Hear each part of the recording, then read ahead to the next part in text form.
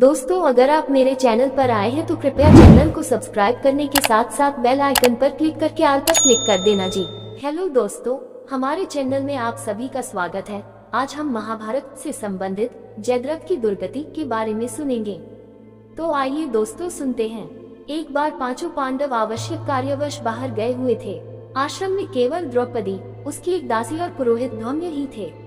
उसी समय सिंधु देश का राजा जयद्रथ, जो विवाह की इच्छा से शाल देश जा रहा था, उधर से निकला।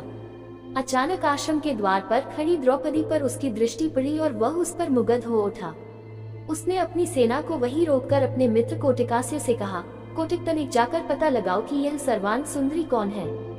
यदि यह स्त्री मुझे मिल जाए तो फिर मुझे विवाह के लिए शाल देश जाने की क्या आवश्यकता है।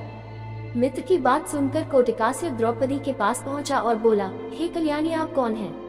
कहीं आप कोई अप्सरा या देवकन्या तो नहीं है?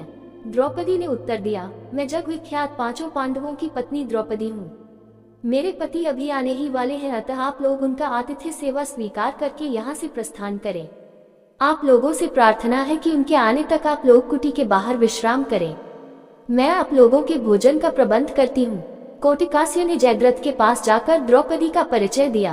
परिचय जानने पर जयद्रथ ने द्रौपदी के पास जाकर कहा, हे द्रौपदी, तुम उन लोगों की पत्नी हो जो वन में मारे मारे फिरते हैं और तुम्हें किसी भी प्रकार का सुख वैभव प्रदान नहीं कर पाते। तुम पांडवों को त्याग कर मुझसे विवाह कर लो और संपूर्ण सिंधु तथा सौबीर देश का राज्य सुख भोगो। जयद्रथ के वचनों को सुनकर द्रौपदी ने उसे बहुत धिक्कारा, किंतु कामांध जयद्रथ पर उसके धिक्कार का कोई प्रभाव नहीं पड़ा और उसने द्रौपदी को शक्तिपूर्वक खींचकर अपने रथ में बैठा लिया। गुरु धौम्य द्रौपदी की रक्षा के लिए आए तो जयद्रथ ने उसे वही भूमि पर पटक दिया और अपना रथ वहां से भगाने लगा।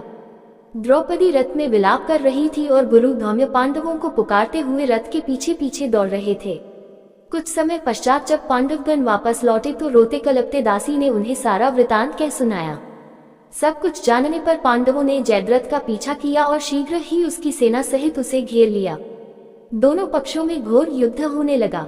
पांडवों के पराक्रम से जयद्रथ के सब भाई और कोटिकास्य मारे गए तथा उसकी सेना रणभूमि छोड़कर भाग निकली। सहदेव ने द्रौपदी सहित जयद्रथ के रथ पर अधिकार जमा लिया। जयद्रथ अपनी सेना को भागती देखकर स्वयं भी पैदल ही भागने लगा। सहदेव को छोड़कर शेष पांडव भागते हुए जयद्रथ का पीछा करने लगे। भीम तथा अर्जुन ने लपक कर जयद्रथ को आगे से घेर लिया और उसकी चोटी पकड़ ली। फिर क्रोध में आकर भीम ने उसे पृथ्वी पर पटक दिया और लात घूंसों से उसकी मरम्मत करने लगे। जब भीम की मार से जयद्रथ अधमरा हो गया तो अर्जुन ने कहा, भैया भीम, इसे प्राणहीन मत करो, इसे इसके कर्मों का दंड हमारे बड़े भाई युधिष्ठिर देंगे। अर्जुन के वचन सुनकर भीम ने जयद्रथ के कुशों को अपने अर्धचंद्राकार बाणों से मूंदकर 5 चोटी रख दी और उसे बांधकर युधिष्ठिर के सामने प्रस्तुत कर दिया। धर्मराज ने जयद्रथ को धिक्कारते हुए कहा, रे दुष्ट जयद्रथ, हम चाहे तो अभी तेरा वध कर सकते हैं, किंतु बहन दुशला के वैधव्य को ध्यान में रखकर हम ऐसा नहीं करेंगे।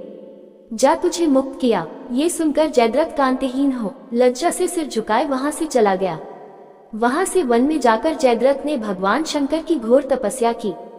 उसकी तपस्या से प्रसन्न होकर शंकर जी ने उसे वर मांगने के लिए कहा। इस पर जयद्रथ बोला, भगवान, मैं युद्ध में पांचों पांडवों पर विजय प्राप्त करने का वर मांगता हूँ। इस पर भगवान शंकर ने अपनी असमर्थता प्रकट करते हुए जयद्रथ से कहा, हे जयद्रथ, पांडव अजय हैं और ऐसा होना असंभव है। श्री कृष्ण नारायण के और अर्जुन नर के अवतार हैं। मैं अर्जुन को त्रिलोक विजय प्राप्त करने का वर एवं पाशुपात्यस्त्र पहले ही प्रदान कर चुका हूँ। हाँ, तुम अर्जुन की अनुपस्थिति में एक बार शेष पांडवों को अवश्य पीछे हटा सकते हो। इतना कहकर भगवान शंकर वहां से अंतर्ध्यान हो गए और मंदबुद्धि जयद्रथ भी अपने राज्य में वापस लौट आया।